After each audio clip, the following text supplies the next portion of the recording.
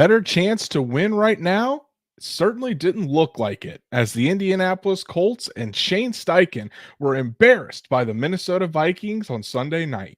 So, where do Steichen and Joe Flacco go from here? Let's talk about it.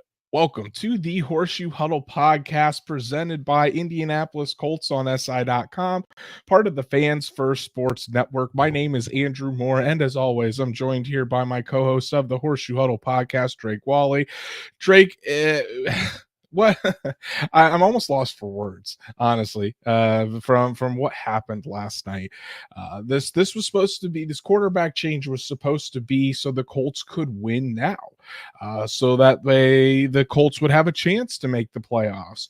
But honestly, if what we saw last night is the new norm for this Indianapolis Colts offense, they may not win another game all season. It was embarrassing. The offense certainly did not show up. The defense, I thought, did their job and played well enough to win last night.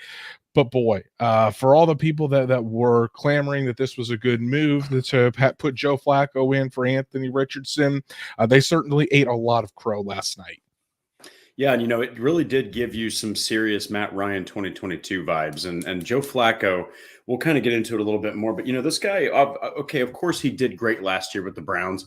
But the Browns were also carrying him, with guys like David Njoku, with guys like Amari Cooper, that ground game, that number one defense that they had last season. Joe Flacco did not go out there last year and just dominate. And the games that he has won this year, he's barely won them. Okay. Now I thought he would do better because I thought that he'd get the ball out quicker, but clearly that wasn't the case. A lot to talk about, man. And there's a lot of egg on the face of Shane Steichen, Chris Ballard, and just the entire Colts organization yet again regarding QB. Yeah, certainly. So we're going to dive into all aspects of that game last night on Sunday Night Football, the only primetime game for the Indianapolis Colts this year, as their other primetime game that was supposed to be against the Jets in a couple of weeks, that got flexed. The NFL doesn't want that on primetime anymore. But we're going to talk about Joe Flacco's performance. We're going to talk about Shane Steichen. We're going to talk about the defense and how the playmakers all stepped up, and honestly where the Colts go from here.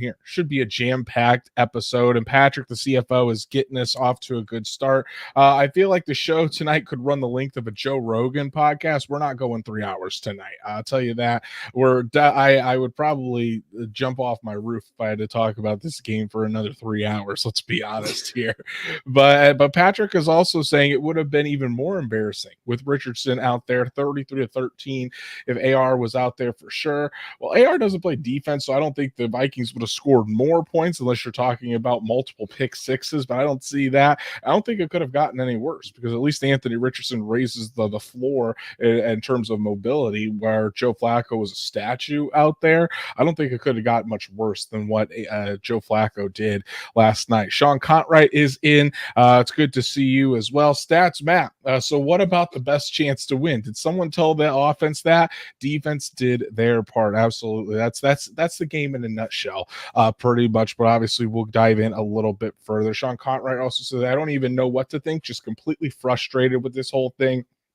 And Sean, I think a lot of Colts fans feeling the same way that you were from last night. But as you guys all come in here to the show, be sure to follow us on all of our socials, like Horseshoe Huddle on Facebook, follow at Colts_SI on X, and subscribe to the Horseshoe Huddle YouTube channel. Make sure you hit that bell so you know when Drake and I go live every Monday and Thursday night, so you never miss an episode. And if you can't catch us live or on YouTube, no worries. Apple, Spotify, Google, wherever you listen to podcasts, we're on there as well. So be sure to subscribe and give us a 5-star review so we can reach other Colts fans just like you. So Drake, the Colts fell on Sunday Night Football 21-13 to the Vikings.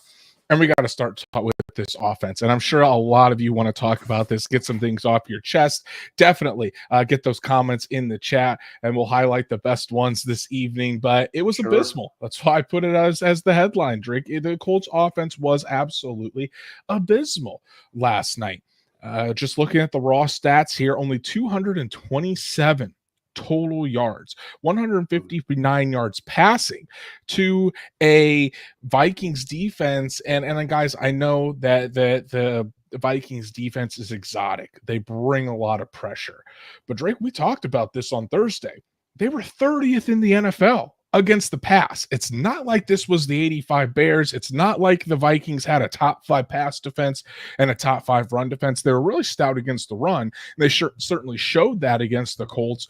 But in terms of their passing game, they were 8 alive. And we saw that from the Lions, from the Rams. Now, the Lions are in a completely different stratosphere. The Lions are one of the best teams in the NFL. But the Rams aren't nothing to write home about. And when you're talking about what this Colts team is supposed to go out there and do, the big reason all week that Shane Steichen said the reason that Joe Flacco was put in there at quarterback, and whether this is really the true answer or not, if there's other stuff behind the scenes, that doesn't matter, because all Shane Steichen did is give us this answer. So this is the only thing that the public has to go off of or people that don't have inside knowledge of what actually is going down. So that's on Shane Steichen. If he wants to give other explanations for it, he's more than welcome to do so. I would certainly welcome that. But he said that Joe Flacco gives this team the best chance to win. Didn't look like it on Sunday night. He was abysmal. Joe Flacco was inaccurate with the football. He was missing reads. He was sensing the pressure before it even got to him. He was a statue in the pocket. Joe Flacco looked like a 40-year-old quarterback last night. And yes, the Vikings have an exotic and aggressive defense, but I don't think let me put it this way. I think Joe Flacco made the Vikings defense look better than they actually are, because it was a very, very poor performance out of the 39-year-old quarterback. Yeah, I mean, you had air mailing a check down that's open. You had one pass that damn near got intercepted, pretty much hit a defensive player right in the face. I mean, Joe Flacco, man, he was turning away from the pressure, like you mentioned, before it was even getting to him. He knows his limitations. Now, look, we're not going to sit here and crap all over Joe Flacco, okay? He tried his best, all right? He just is so unbelievably limited. Now, if you're going to be inaccurate, though, okay, at least you want some deep shots, okay? At least you want the mobility. Guess what? Anthony Richardson probably has 60, 70 plus rushing yards yesterday, because he would have been running for his life away from the pressure and would have probably just been running away from defenders, because the guy can outrun pretty much anybody on the field. So my point is that Joe Flacco was put into this game, kind of like you mentioned, to get that quick pass game going, against a run stopping defense. Instead, they really leaned heavily into Jonathan Taylor with an immobile quarterback. And then once they were able to kind of get him off his rhythm, my goodness, they stopped Taylor and the wheels fell off of that offense. Couldn't score a touchdown. Yeah, and that was something that I tweeted out during the game, is where was this run heavy approach with Jonathan Taylor where was this run heavy approach with Jonathan Taylor when Anthony Richardson was in the game? Because that's kind of what we've been talking about all season, what we'd like to see. We'd like to see Jonathan Taylor used earlier in games to settle Anthony Richardson down, kind of set up some play action, set up those deep shots, allow the linebackers to kind of, you have to account for the quarterback run game or the +1 run game from the jump, instead of just trying to take deep shot after deep shot after deep shot and falling into a quick hole. So it really, again, we'll talk about Shane Steichen. Believe me, we'll talk about Shane Steichen tonight, because while we're starting with Joe Flacco, I'll be upfront about this. Joe Flacco's not the main one to blame here. Joe Flacco came to the Colts, and obviously he's preparing to be the starter like every backup quarterback is, because you're one play away. But originally the plan was Joe Flacco to be the backup quarterback. And because he had he had some success, I'll call it box score success, because when you actually get into the analytics of things, Joe Flacco's numbers aren't as great as they seem. And we certainly saw that last night. But putting Joe Flacco into this position, yes, you said he did his best, but at the same time, he looked like a backup last night. He just did. He goes out there and was 16 of 27. That's a 59% completion percentage. So not much better than what Anthony Richardson has done on the season for 179 yards, had the egregious interception and 3 sacks. All of those came in the fourth quarter. So in total, he had a QBR of 14.6. It's just not good enough. It's not good enough against any defense. And again, I think because of how exotic and aggressive this Vikings defense is, I think some people fall victim to saying that the Vikings defense is a little bit better than they actually are. Because when you look at the numbers and you look at the teams that they have played, that passing defense has obvious holes in it.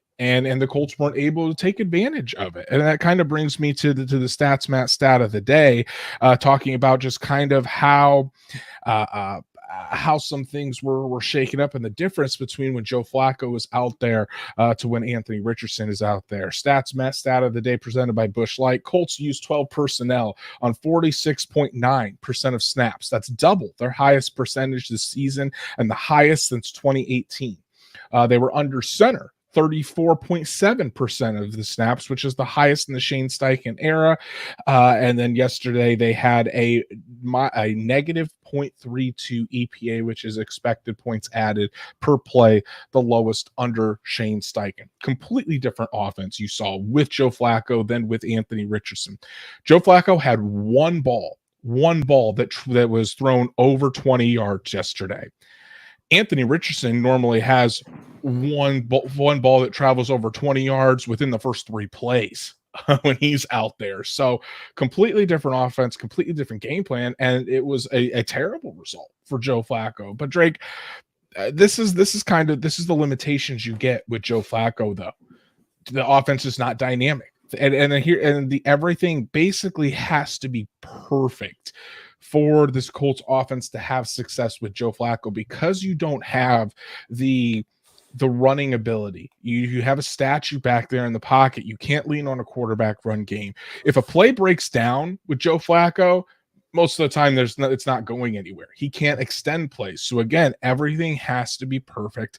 The wide receivers have to win quickly at the line of scrimmage. And this is what Zach Hicks said in his piece yesterday on Horseshoe Huddle, or today for horseshoehuddle.com. I thought it was fantastic.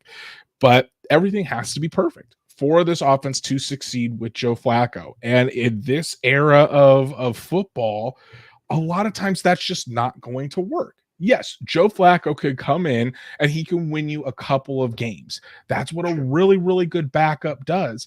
But if you're relying on Joe Flacco to get you to the playoffs, it's not going to happen. And I don't want to hear anything about how he led the Browns to the playoffs last year. Completely different situation. You know, you saw Amari Cooper and David Njoku absolutely dominate that second half of the season, and the Cleveland Browns had the number 1 defense in the league. The Colts don't have that. So the Browns just needed a quarterback to basically keep them alive and not go crazy, not be Deshaun Watson, basically. And they were able to make it into the playoffs. The Colts are asking Joe Flacco to be the Joe Flacco of 2012 to get them into the playoffs. That's just not going to happen, and it's unrealistic to expect it to happen at his age. Yeah, and Joe Flacco really hasn't. I don't have the numbers in front of me, but he's not ever been this guy that goes out there and is this massive quarterback that just takes over games, has 4,500 passing yards, 30 plus touchdowns. I mean, I'm looking at it right here. Okay, you're talking about a guy that, yeah, he's had his moments where he's over 400 completions and whatnot, but the guy's never had more than 27 passing touchdowns in a season. We're talking back in his heyday. So this is a guy that's not out there dominating games from under center. He was dominating games with vertical passes, with a good defense a lot of the times, and a good running attack. Okay, so it's not the same as Cleveland last year. As you mentioned, Amari Cooper and David Njoku carried that offense after Nick Chubb got hurt. They had an offensive line that, despite hurt, could play against anybody in the NFL. And like you mentioned, a Myles Garrett, Denzel Ward-led defense, a lot of quarterbacks are going to have success. And even if you suck it up, your defense is going to bail you out. All right. His numbers weren't that great last season anyway. So to ask him to take more on as a leader, older now, after he's been a backup since like 2018, bouncing from team to team. There's a reason no one gave him a contract, people. It's just foolhardy to ask him to go out there and be this, to get younger out of nowhere when he can't even move and has never really been able to. And Stats Matt makes a good point. The Browns won 5 games with Watson last year. They just needed him to be Watson. I mean, that's a good point. So the Browns were a much better team last year than they are this year. Reserve currency says Flacco won a Super Bowl due to having one of the best defenses ever.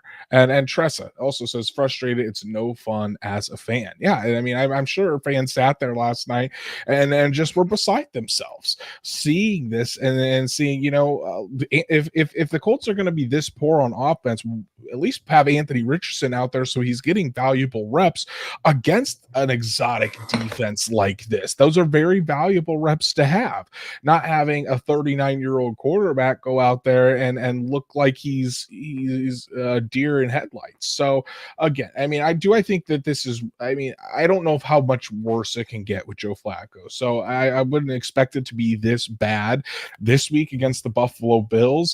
I mean, I knock on wood because you never say never, but certainly not the ideal start to the Joe Flacco starting era for the Indianapolis Colts. But Drake, again, we talked a lot about Flacco, and he certainly wasn't good enough. But Flacco isn't where the blame should go. I wrote about the guy who should take the blame for this, the majority of the blame, and that's Shane Steichen. Shane Steichen last night again, and Shane Steichen pretty much all season has not been good as a play caller, as a game planner. This Colts team on offense has certainly regressed, and it's not just the quarterback position. This isn't even about Joe Flacco and Anthony Richardson anymore. The Colts simply have 0 answers for most defenses. There's hardly any hot reads.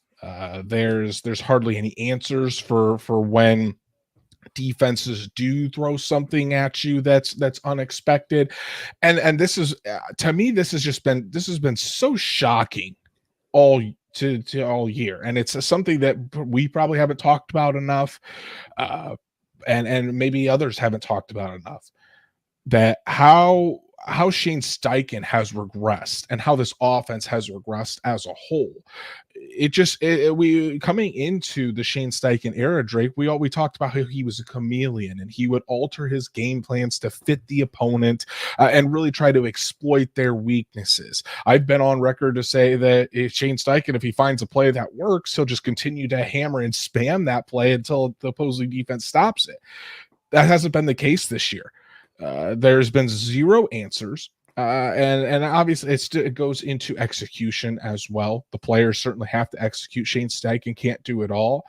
But whether it's been Joe Flacco in there, whether it's been Anthony Richardson in there, the offense has been way, way too hard. And they haven't been game planned to come up with answers. And it's just been too centered on deep shots when Anthony Richardson has been there, too centered on Joe Flacco trying to bail them out on 3rd down when he's been in there. Simply hasn't been good enough. And Shane Steichen, after every single game, can say, I've got to be better. I've got to be better. When the hell is that supposed to start? Because we're halfway through the season, bud, and you haven't gotten better anytime this season. So what's the deal? Why aren't you getting better? Why aren't you finding the different things to try to set up this offense? Or is it just going to be that piss poor of an offensive effort all season long? Because I would like to see some good offensive football at least one time this year while covering the Indianapolis Colts. And I don't know if I'm going to see it. Yeah, and honestly, it's looked bad with both quarterbacks. With Richardson, it's been a whole, you've asked yourself questions like, why is he throwing the ball down the field constantly? Why isn't there more of a power run heavy type of approach to really make defenses sell on Richardson, sell on Taylor, and open up those vertical lanes for guys like Pierce and Mitchell and underneath opportunities for Downs and Pittman. You're also asking yourself now what's going on with the locker room, because after this whole thing with Richardson's happened, his helmet, then you got accountability. Well, Joe Flacco goes out there, lays a complete egg. Everything is starting to point towards Shane Steichen here. He's making the decision to keep Flacco out there. He's making the play calls on the field that aren't netting more than, 13, 17, 20 points. I mean, this is a stark contrast to what we saw last year with Gardner freaking Minshew at the helm. So I don't know if now teams have tape on Steichen and he has just gotten too stubborn in his approach, but Gus Bradley has shown in recent weeks that, hey, sometimes even the old, stubborn coordinators can be willing to make some changes and it can pay off. I think Shane Steichen might need to look into some changes here. I'm not really sure what that would look like with a guy like Flacco under center because he's so limited, but it's not good, Andrew, because Steichen does not have answers and there's a lot of questions mounting with no solutions in sight. Exactly. And I just want to give a shout out again to the CFO, Patrick. Thank you so much, brother, for all of your support. By the way, before we get into that, we haven't talked since our last episode was on Wednesday, since Halloween. Patrick, he tweeted it out, but he sent it to me in a DM. His costume was of a disgruntled benched quarterback. He had his Anthony Richardson jersey on. I thought it was a bravo costume from Patrick, the CFO. And Patrick says, strap in. Flacco is the quarterback until the bye. Then Irsay, Ballard, and Steichen will determine if the playoffs are out of reach. If they are, AR will be back. And I don't think that's out of the realm of possibility, Patrick. I think you have a good chance of being spot on with that prediction. The games before the Colts bye, they play the Bills at home. They go on the road to play the Jets. They have the Lions at home. Then they play the Patriots. And then I think is their bye. I think the bye is after New England. And correct me if I'm wrong, somebody, if you have the schedule at hand. But Drake, they're not going to be, I highly doubt they're favored in any of those. Maybe the Patriots, but it's the Patriots in New England. So again, wouldn't surprise me if New England's a 1-point favorite or something like that. And I do think they can beat New England, but if this Colts team is sitting, they lose, they're already 4-5, they lose 3 straight and they beat New England, they could be sitting at 5-8 at the bye, realistically 5-8 at the bye. And at that point, what do you have to lose? The playoffs are going to be out of reach. You should put Anthony Richardson in. You should probably put Michael Pittman on IR because Michael Pittman has been an absolute shell of himself. And I mean, credit to Michael Pittman for gutting it out. I will never say anything bad about Pittman in this injury because of how tough that SOB is. And he's trying to be out there and trying to be his best. But we're looking at about a 50% Michael Pittman. And that's just not helping the offense. He needs to get better. Otherwise, we're going to have this for the rest of the year. You put AD Mitchell in there instead, and you see what you got with your young guys moving forward. So that's my take on it. But Drake, I don't think Patrick's out of the realm of possibility. I think this could be the exact scenario we see, especially if the Colts over the next 4 games before the bye end up going 1-3 or even 0-4. Yeah, and Steichen mentioned he's the quarterback going forward right now. So like there's a tone almost as if like, kind of like he mentioned, if they get to a point where they're completely out of contention, which the whole reason Flacco's starting because he gives you the best chance to make the playoffs and compete according to the coaching staff. So if that's out of the realm of possibility, if they do keep, let's just say this, if they keep Flacco in there in Patrick's scenario, if that whole thing happens, they suck it up after the bye week. Flacco's still starting. I just don't know what you're going to do as far as your perspective on Shane Steichen. I think you have no other choice but to start Anthony Richardson at that point. It's just a question of, is his confidence really as secure as he says it is? He says it's not really bothered him that he got benched, but he's also probably not going to go out there and go, you know what, I'm feeling like complete garbage right now and I'm never going to bounce back. So we'll see. Yeah, I mean, I think he's learned his lesson by now that people should probably lie, or he should probably lie at times. Lie to the media, to the media, and I mean, it's sad to say, but he's not wrong. So Patrick, really appreciate all of your support, brother. It means the world to Drake and I, as always. And I do want to touch on the second stat of the day, presented by Busch Light Peach. Something else I want to bring up, Andrew and I talked about earlier. Josh Downs played 2 snaps out of the 23 in 12 personnel. If you need 12 personnel, you're trying to overcome the offensive line. Downs does that too. Exactly. Josh Downs helps that with the offensive line. And obviously you want to help Matt Gonzalez's first ever start going up against this high pressure defense. So the Colts using more 12 personnel is probably expected. Have Mo Alley Cox or Drew Ogletree over on that left side to help him out, get a chip on mostly with Jonathan Grenard last night. And I thought Matt Gonzalez for the most part played pretty well for his first start in the NFL. It wasn't perfect. There was definitely some bumps along the way, but I think Gonzalez wasn't the problem last night. We'll put it that way. But for Josh Downs to only play 50% of the snaps last night, again, that's not all on Shane Steichen. Usually the position coach handles that. So that's Reggie Wayne certainly has a role in that as well. But you can't, if you're going to be in that much 12 personnel, it's got to be someone else that's coming out of the game. You need to not have your most effective wide receiver this season be on the sidelines for half the freaking game. Josh Downs is your quick win wide receiver. He's the guy that can really make space and get you the football off the line of scrimmage. What's one way to stop exotic pressure and to slow down the pass rush from this Vikings defense, Drake? Quick game, getting the ball out of Joe Flacco's hands quickly, something that you think he would really excel at, rather than holding on to the football for 3-4 seconds and trying to extend a play. Get the ball out of his hands quickly, try to neutralize the pass rush that way.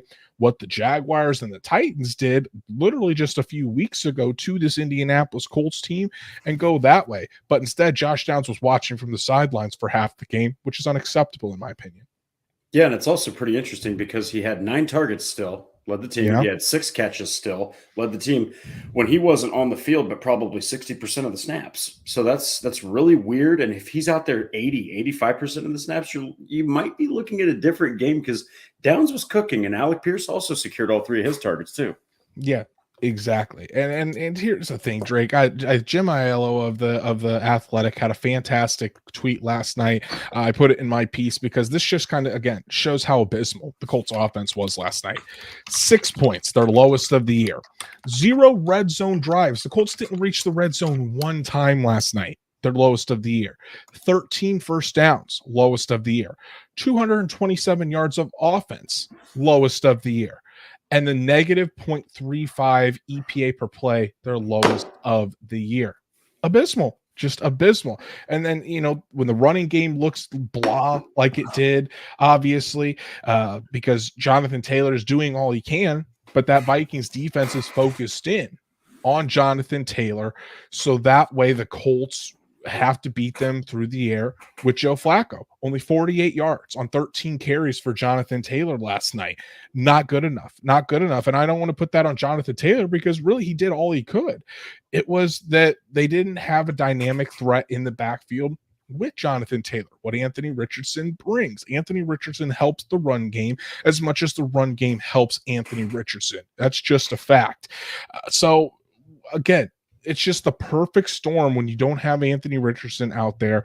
You go to make this huge quarterback change completely abandoning the plan that you've had for the past 18 months, trying to put Anthony Richardson on the shelf, potentially sacrificing long-term development for short-term gain, and then you go out there and lay an absolute egg like that. It's really inexcusable. If you're going to make such a big seismic change for not only now, but for the future of this organization that I'm sure Shane Steichen wants to be a part of and not be on the street or trying to look for a second head coaching job or just trying to be an offensive coordinator again, it's got to be better than that. You've got to have a better game plan. Your quarterback has to be better than that. The wide receivers have to be better than that. And again, it was the same old that we've gotten out of Shane Steichen all year, and it just simply hasn't been good enough.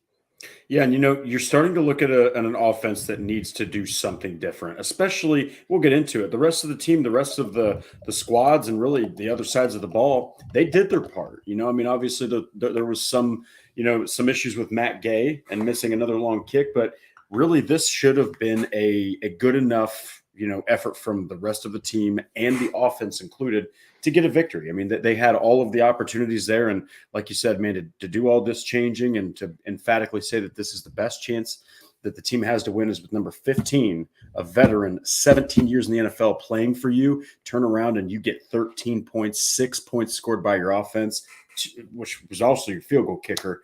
That's just absolutely unacceptable. So again, plenty of egg on the face of the Colts franchise after this one. And Drake, what may be the most disappointing part of all of this is how the Colts offense wasted a really, really good defensive effort. Again, it wasn't perfect on the defensive side of the football, but at the same time, you had all of the Colts' top playmakers on the defensive side of the ball standing out and making plays. And before we get to that, Patrick has one more thought. CFO, thank you so much, brother, for all of your support. Really, really do appreciate it. And Patrick says, I think Steichen might need to give up play calling duties. It seems to be hampering his growth as a head coach and a game manager. Drake, what do you think? Do you think that is something that, and before I ask this, I want to make it clear that Shane Steichen was asked this today, and he said he's not giving up play calling duties. He feels comfortable. But what do you think? Do you think that Shane Steichen should give up those play calling duties probably to Jim Bob Cooter, the offensive coordinator who has called plays before? Or do you think that the Colts still are better off having Steichen call the plays in this scenario? I think that if you have Joe Flacco under center, you need to give more play calling duties to Jim Bob Cooter. Because I think that the offensive scheme of Shane Steichen's play calling fits Anthony Richardson.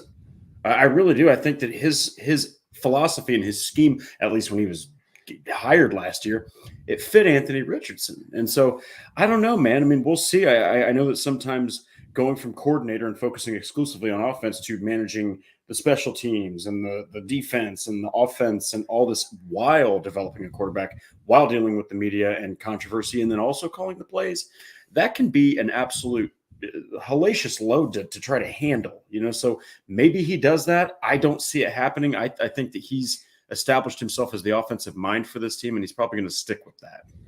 Yeah, I don't know if it's necessarily the play calling certainly hasn't been there, but I think it goes a step further than that. I think it's just the game planning, because the Colts know what they want to do coming into the game. Steichen isn't just calling these plays willy-nilly. He knows what he wants to do, whether it's to attack the defense deep with longer developing plays that are deep shots, or how he wants to attack it. And I think that it's not necessarily the specific play call as it is the game plan. The game plan of having that set of plays already in the chamber and focusing the game plan around that. Like, the Vikings are going to bring pressure all game. You need to have plays that have those quick outs. And again, it also gets back to this point, and I don't think we've said this enough either. The wide receivers and the weapons need to actually do their damn jobs too. And that goes back to Michael Pittman not being 100%. Josh Downs is doing everything he can, but Alec Pierce isn't a guy that's going to win short too quick. A.D. Mitchell was only on the field for 6 plays and had probably the best catch or the best play of the whole damn game when he caught that pass that was going out of bounds and he got his feet in. His stats, Matt, I was just getting ready to say this. The tight end room still showing nothing. Kylan Granson last night made that catch, and the broadcast said it's his 4th catch of the year. We are 9 games in, and Kylan Granson has 4 catches. Yikes. 4 catches. Kylan Granson, it was nice knowing you as an Indianapolis Colt. You won't be back next season. So it's at some point it's also on the players, and that gets on to Chris Ballard meeting those guys in the room. It gets onto the position coaches for putting those guys in a position to succeed as well. It's the entire offensive show, the entire offensive machine for the Indianapolis Colts that needs to be better. But again, it starts at the top with Shane Steichen. He's the one that's claiming the responsibility for all of this. He's the one that it has to be better. He's the one that it all starts with, and then it trickles down. So until that changes, you're not going to see anything else change until Shane Steichen starts to improve. Yeah, and he's a professional, all right, and he understands that a lot of it has to do with his approach right now. Now, I will say that, at some point you have to put results together, especially, and this is why it's such a crazy decision and puts so much pressure on Indianapolis by putting Flacco in, because it's not to say I have to reiterate this, because I had someone mention, well, when was it never about winning? It's not that the Colts didn't want to win games with Anthony Richardson starting. It's just that wasn't their top priority. Their top priority wasn't to go out there and win 11, 12, 13, 14 games to contend for the Super Bowl. If you made the playoffs with Richardson starting 17 games, hallelujah. That's fantastic. You would be okay, though, with 9-8, 8-9, if it meant that he takes that next step and gets those starting reps.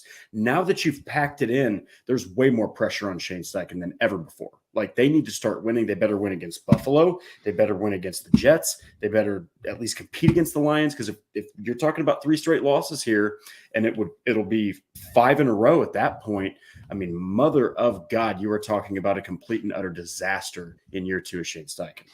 Patrick, thank you again so much for all your support, brother. Really, really do appreciate it. And Deep has got jokes in the chat talking about hiring Pep Hamilton as head coach, Greg Minuski as DC, or even Rob Chazinski as a head coach. I don't want to go back to that era, or as Dan Dockich likes to call it, the winning era of Colts football with Ryan Grigson, that absolute buffoon. But anyways, let's talk about the defense for the Indianapolis Colts, because Drake, it was a wasted effort. The box, when you look at the box score, and the second half certainly was not as good as the first half for this Colts defense, but that first half, they were balling. They were really balling, and it started with those monsters in the middle. It started with Grover Stewart, and it started with DeForest Buckner. Grover Stewart, his first ever multi-sack game in his career, absolutely threw Sam Darnold out of the club last night. Mows over the center, gets right through, hits Sam Darnold. I thought for sure that it was going to be roughing the passer, tosses him to the ground like a rag doll. The ball comes out. Kenny Moore, who's always in the right place at the right time, scoops it up and takes it. I think it was 38 yards for a touchdown. An insane play, easily the best play for the Indianapolis Colts last night, but Grover Stewart just the criminally underrated Grover Stewart going out there and making fantastic plays. Yeah, and I mean, for him to go out there and start getting pressure on the passer and then get 2 sacks, one of them is a forced fumble that leads to a score that leads to the only touchdown the Colts scored for the whole game. It's really impressive, and you love seeing that. But also, DeForest Buckner had a sack. I mean, Dio Dengbo had a couple good plays in there too. I mean, EJ Speed and Zaire Franklin also stepped up. I mean, the defense just did their job, man, and you were really pleased with Gus Bradley's approach. There's been a couple games now, back-to-back, the Texans, and this one where you're like, okay, Gus, we see what you're doing here. He's made adjustments. He's getting more aggressive. He's putting the key players and the best players in positions to disrupt the offense more. Like, so it really sucks that the past two games have been losses for the Colts, because honestly, they've probably been Gus Bradley's best called games as a coordinator.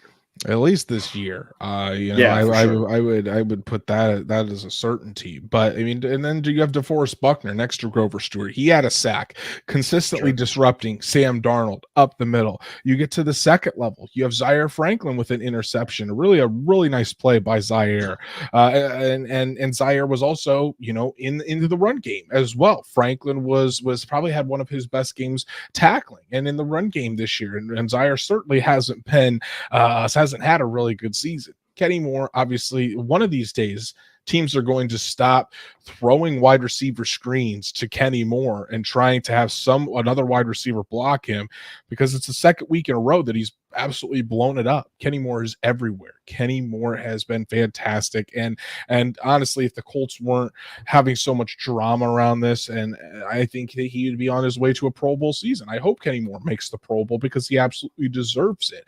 But Drake, it seemed like all the playmakers for this Colts defense were showing out. And again, when you look at the box score, when you look at the total yardage, the Colts gave up 415 yards. Again, they still had issues on third down. They were 6 of 12, or allowed 6 of 12 on third down. The Vikings did have 29 first downs. Certainly not perfect. Still a lot of things that they need to clean up. But overall, they did enough. They did enough for this Colts team to win. They limited the Vikings to 21 points.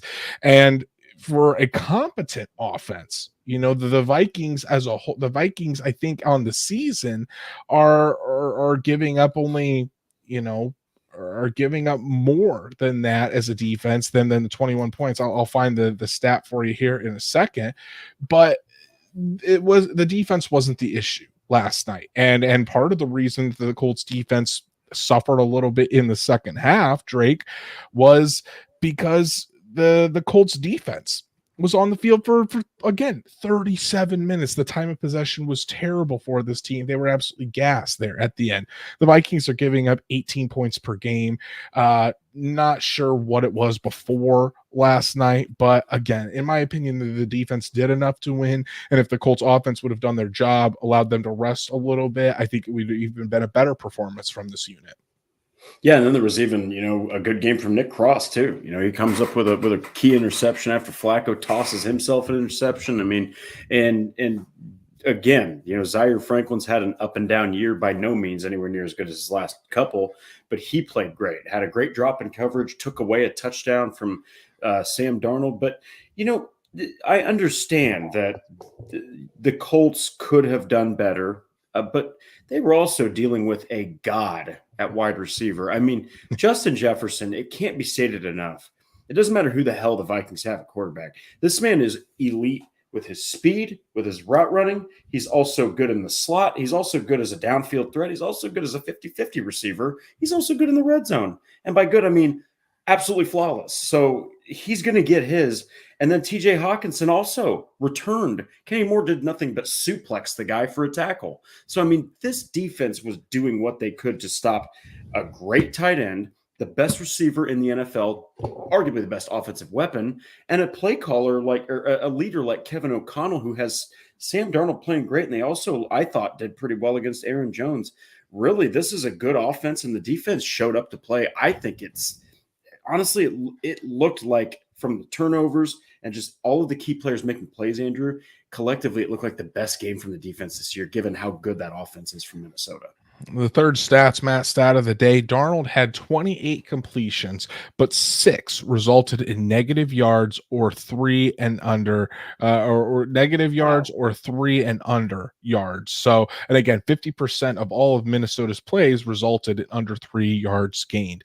Wow. The Colts have definitely taken in the past couple of games, it's been more of a bend but don't break approach. Certainly, the Gus Bradley has blitzed a lot more. For the people that would say they want to see more blitzes out of Gus Bradley, I think the past couple of games he's blitzed on almost a third of plays. So jeez. The Colts defense is certainly ratcheting up the pressure in that regard. Yesterday, he used some dime looks where the Colts had 3 safeties on the field. Rodney Thomas II would come in, and Nick Cross would come into that dime linebacker position with Zaire Franklin. So when you look at that, Gus Bradley is I wouldn't say he's evolving as a defensive coordinator because it's a very small sample size. But for all the stuff that we have said about Gus Bradley on this show, what everyone has said about Gus Bradley, at least he's making adjustments and trying to make adjustments. And so far, we've seen this Colts defense get better as the season goes along. Certainly helps when DeForest Buckner's back. I don't want to understate that, because when DeForest Buckner's back in this lineup, completely different team. Kenny Moore certainly helps in the secondary. So when you have your best players all playing at a high level, it makes a world of difference. But at the same time, credit Gus Bradley for trying new things and trying to put this defense into different situations, giving opposing offenses looks that they may not be expecting or adjusting, and then trying to give more pressure when most offenses are expecting the Colts to just kind of sit back and zone. It's stats, Matt, again, reading my mind. Who would have thought Gus would make more adjustments than Shane? Yeah, that's certainly not what I had on my 2024 Colts bingo card. But you got to credit Gus Bradley for switching things up. Again, this defense is still not not a very good unit in the NFL. Not I really. wouldn't even say it's a top half defense in the NFL. I mean, currently they are still ranked 29th in the league in yards per game, and in terms of passing, they're getting better. They're like 26th or 27th in rushing. They're still the 31st ranked rushing defense in the NFL. So again, this Yikes. this defense is still not great, but they're playing better. And Gus Bradley is adjusting. Do I think it's enough to save Gus Bradley's job at the end of the year? Personally, not yet. Certainly, you'd want to see much better performance the next half of the last half of the year to even consider that. But the Colts defense is making adjustments, and bottom line, they did plenty to win that football game yesterday. Yeah, and they need to be proud of themselves because again, you've questioned this defense multiple times. There's even been, games where you felt like they pretty much lost the contest for the Colts, and especially that Packers contest. You put your offense in difficult situations. But Bradley is showing that he's willing to take the guys that he feels like he can use to take those chances blitzing and make that kind of stuff happen. So credit to him. I think that you're going to have to really continue that kind of play. You got to be aggressive against Josh Allen upcoming. I know that he is an absolute game-wrecking quarterback, but as with every quarterback, if you put enough pressure, especially right in their face, good things can happen for your defense. Yeah, and so to kind of put a bow on this and kind of ask our last questions here for the night or on this game, Drake.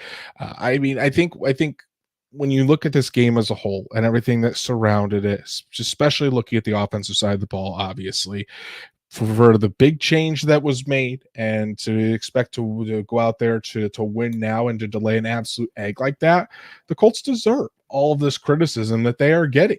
They certainly do. Whether it's because they caved to the pressure, it's still it's hard to believe what they say about why this decision was made, because for the past 18 months they've been preaching patience and we're going to let Anthony develop, and then all of a sudden just a complete 180. It's hard to believe exactly what they're going to say when they've gone back on their word multiple times around this whole situation. So at this point, because of what was said, because of the change, and even after last night going out there and laying an egg, in my opinion, Drake, it's playoffs or bust for this team. If you're going to make such a drastic move like that, and even going out there and laying an egg, you still got to go for the playoffs. They've made their bed, and they've got to lie in it. So at this point, it's playoffs or bust. Otherwise, this season is a complete and abject failure. I wasn't going to say it was a failure if they missed the playoffs this year. You certainly would have liked to have made the playoffs. That could have been a cherry on top. But it was it was all about Anthony Richardson's development, the long term, and then that's what his Colts team had preached. Not necessarily that it was all about Anthony Richardson's development, but we expected an up and down season for Anthony Richardson out of all of this, and the players, they're the ones that signed up for this too. Everyone signed up for this. They didn't have to sign their extensions or come back. All these guys signed up for this. So now at this point, it's playoffs or bust. And if they don't, then I think you need to have some really tough conversations with a lot of people throughout the organization. Jonathan Taylor was, paid for Anthony Richardson. Michael Pittman for Anthony Richardson. Even defensive players, Buckner, Franklin, Stewart, Moore, Blackman. It's for Anthony Richardson in mind. I'll just say this. If the Indianapolis Colts looked at those signings and those acquisitions and Chris Ballard looked at them like, you know what, we're doing this to win now with Anthony Richardson, it's moronic to think that. Okay, you did this because you wanted to keep these pieces in place to help Richardson develop. So that's why when this whole benching happened, it was such a crazy thing, because you took this philosophy that they brought in Richardson and Steichen together to implement, and now you're just throwing it out temporarily. And now you're shaking up new things.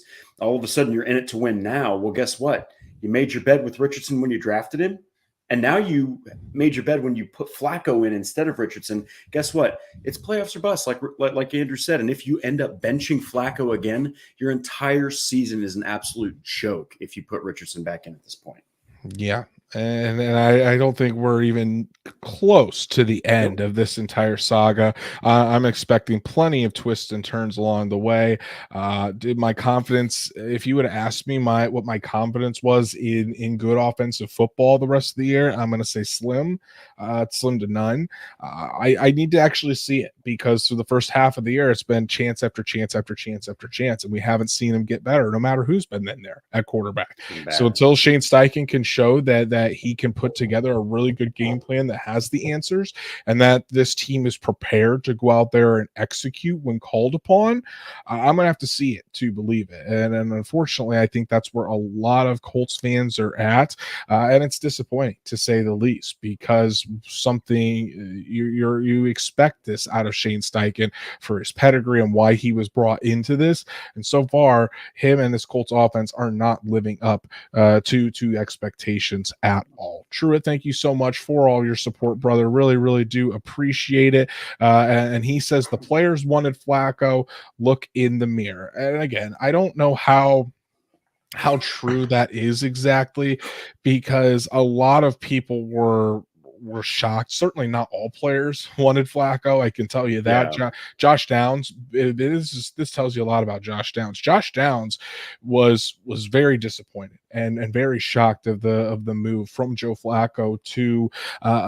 from Anthony Richardson to Joe Flacco. And you could argue that nobody has benefited more from Joe Flacco being in there, because he just peppers Josh Downs with targets.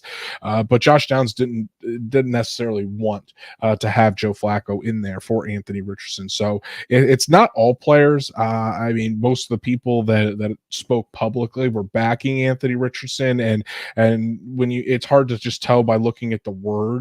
You can see by their body language. I mean, I don't think this was as popular in the locker room as many people think, but really, really appreciate it, Truett, for all of your support. But Drake, let's talk about the Colts injury report and kind of do some housekeeping from yesterday. No injuries to report for the Colts, which is really, really good news. They're continuing to get healthier as the season goes along. Obviously, Bernard Ryman missed the game with that concussion, didn't practice all of last week. You're certainly, the sooner that he can return, the better. Matt Gonzalez was serviceable, but again, the Colts had to use a lot of help over on that side with Matt Gonzalez to chip. And you don't have to do that with Bernard Ryman. You can trust Bernard Ryman to go out there one-on-one against arguably who the best pass rusher that the opposing defense has to offer, and he's going to hold his own. So the sooner Raymond can come back, the better.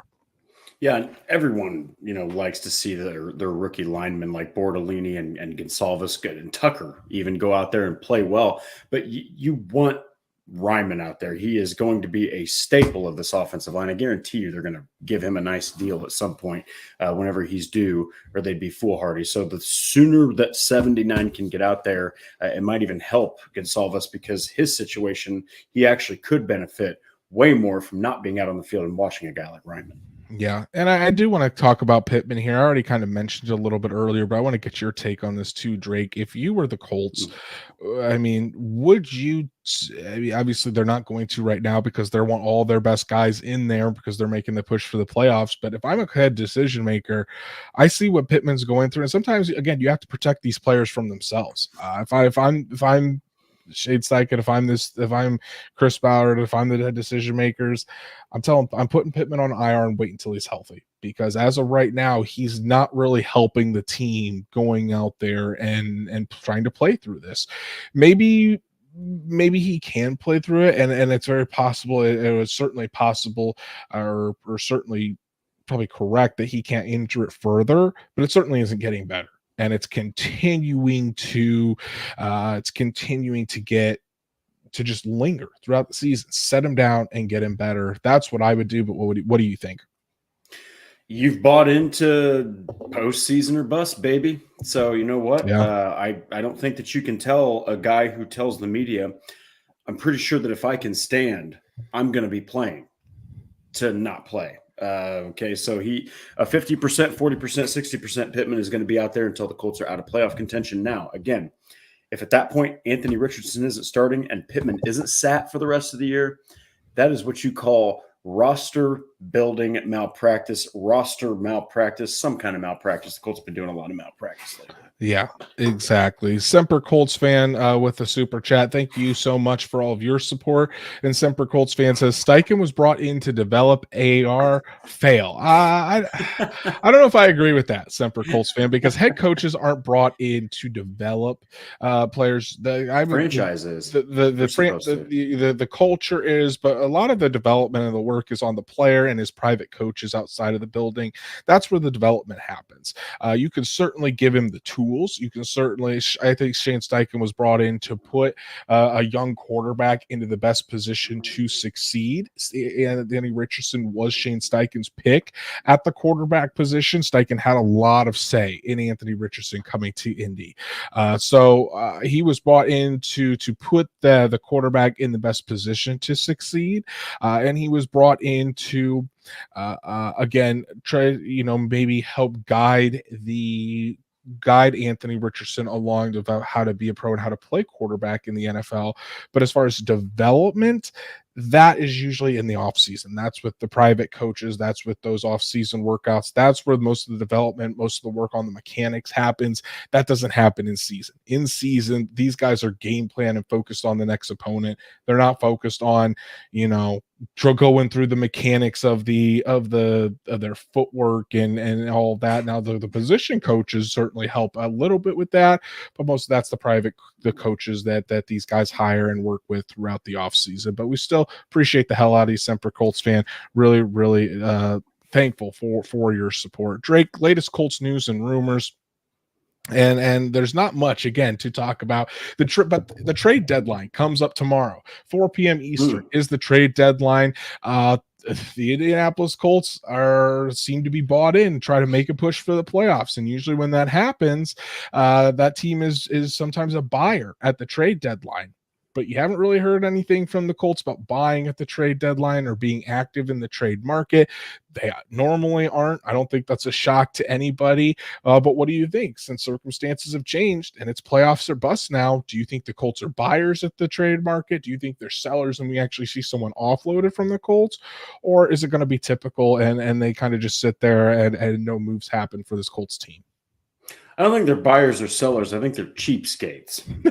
So they're you'd have to give up a guy like Buckner. You'd have to give up a key piece first off, I think, at the deadline to get a trade that is at least over the impactful line. Impactful.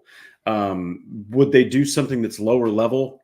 Maybe, but you'd have to either give up a big piece or draft picks, which we all know Chris Ballard is just not going to do. I think they're just going to sit there, man. I don't even know if they're really bought in. I think that maybe Richardson isn't as far along as they expected, and they're just kind of throwing paint at a wall. It feels like they're throwing paint at a wall for a solution. So I can't imagine if they go and trade for somebody, given everything they've been doing recently, that doesn't sound like the best idea to me. Yeah, exactly. I don't think that we're going to see any moves. I don't think there's going to be anything out there that the Colts are really too interested in. And again, since they're going for the playoffs, you're not going to see them really sell. We like our guys. That's what you're going to hear, and that's what they're going to stick with moving forward right now. Those are our hot topic phrases. Is we like our guys moving forward right now. All the good stuff. As we cover this Indianapolis Colts team. Another note in the news, the Colts were in the news today as far as their Week 11 matchup was concerned with the Jets. Kind of touched on this earlier, but the Colts, we thought, as of last night, we're going to have 2 primetime games. Not anymore. The Colts' original primetime game against the New York Jets on Sunday Night Football has now been taken away, and that game will be at 1 o'clock Eastern on CBS.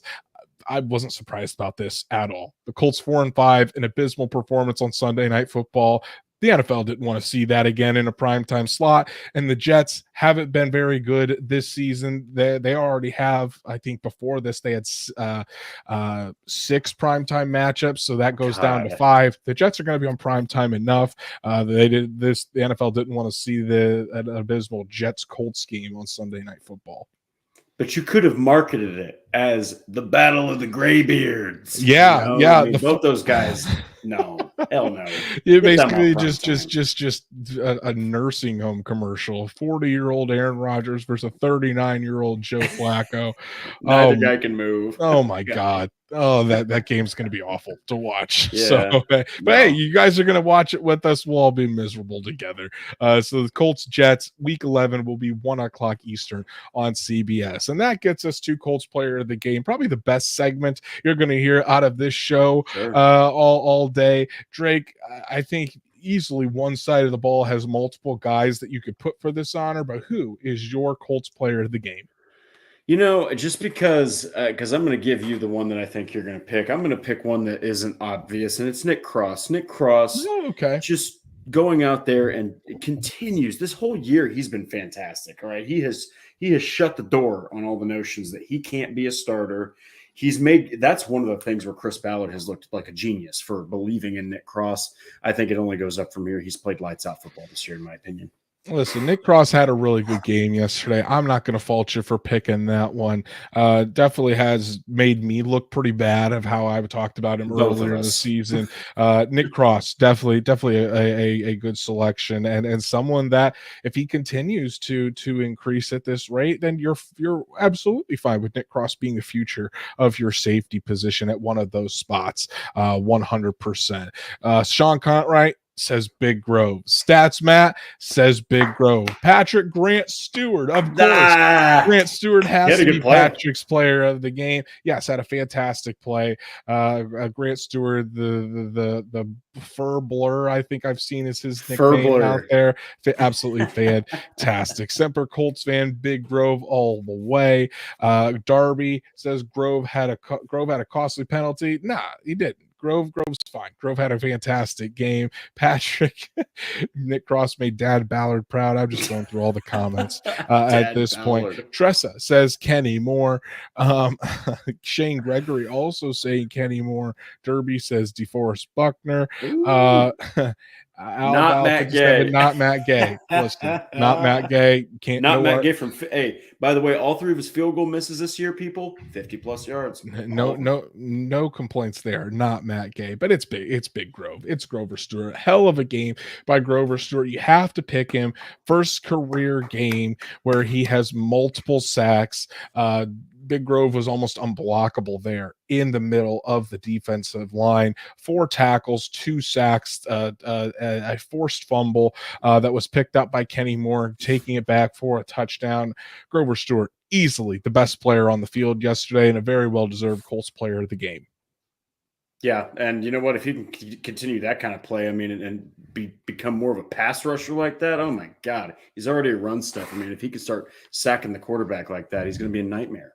Exactly. But hey, Drake, Colts Vikings is done with. You look at the tape, then you burn the tape. It's on to the Buffalo Bills. The Colts are back home against Buffalo, but facing Josh Allen in this offense, the defense is going to have their hands full. But honestly, it's been the Buffalo Bills defense that has played pretty well this season as well. I don't think you can get much worse than what we saw on Sunday night from Joe Flacco in this offense. But again, it starts at the top with Shane Steichen and moves down. Shane Steichen has to be better. Joe Flacco has to be much better. Otherwise, they're going to have a lot of pie on their face moving forward. And what was once thought to be a potential team that could fight for a playoff spot, they could find themselves in the hole, not only in the conference, in the division, whatever, but they could find themselves in the hole in the league by the time we get to the bye week here in about a month. Yeah, 2 straight losses on the road. Usually a home game is where you're supposed to bounce back. So if they go and they lose this game too, or somehow in really awful fashion at home, oh my God, I can't imagine what the media is going to do to Shane Steichen after that. So it's really must win or bust for the Colts. And Drake, as you said on Bleacher Report last night when we were doing our instant recap, if there was any time for a gut check for this Indianapolis Colts team, it's 100% right now. And that's our show for tonight, guys. Thanks a lot to everybody that joined here and dove into this Colts Vikings matchup. Hopefully you got some frustration out, and now it's time to move on and look towards the Buffalo Bills. We got a couple of super chats to end us tonight. My beautiful wife Danielle, who every time we do this show, guys, she's putting down our son Jackson to bed. And I tell you what, his room is right on the other side of my office almost every time he is screaming. So she's an absolute angel trying to put him down for bed. He does not like bedtime, or actually he does. He just gets very, very mad when he's tired. So shout out to my beautiful wife for handling all of that while I come in here and just talk a bunch of Colts football with all of you guys. So appreciate the hell out of my beautiful wife. And then Semper Colts fan as well. Triangle of Death. Grover Stewart, Forrest Buckner, and Zaire Franklin. Hey, Chris Collinsworth is good for a couple of those a season, but Triangle of Death, we'll definitely need to use that in the future. Semper Colts fan, thank you so much for all of your support. Also want to give a shout out to the CFO Patrick Truitt as well for all your super chats and everyone else that joined us this evening. Again, please go follow us on all of our socials, like Horseshoe Huddle on Facebook, follow at Colts_SI on X, and subscribe to the Horseshoe Huddle YouTube channel. Hit that bell so you know when Drake and I go live every Monday and Thursday night so you never miss us. And wherever you listen to podcasts, be sure to subscribe as well. Give us a 5-star review so we can reach other Colts fans just like you. Drake, I know you've got some things on horseshoehuddle.com. Tell the people what they need to go check out. So got some breakdown on Shane Steichen's comment regarding the quarterback situation going forward, just how the Colts lost that primetime slot. And then, of course, I've got my risers and fallers in not just any loss, but a humiliating loss to the Vikings. Definitely check that out. And for myself, I kind of went in on Shane Steichen in my post-game piece. Definitely need to give that a read. Shane Steichen spoke after the game, so you'll want to see what his comments are and just my analysis, my deep dive into this whole entire situation. So make sure you check that out, as well as everything else on horseshoehuddle.com. Go follow Drake at DWalsterDrake. You can follow me at Andrew Moore NFL, and we'll be back Thursday night to break it all down for you as the Colts get ready to take on Josh Allen and the Buffalo Bills. And our good buddy Luke asks one final question. Do we hear many boos this weekend in Lucas Oil Stadium? Certainly wouldn't surprise me if we saw some boos in Lucas Oil Stadium. We'll break it all down for you on Thursday night as we get you set for Colts Bills and see if the Colts can turn this entire soap opera around. We'll be seeing you then.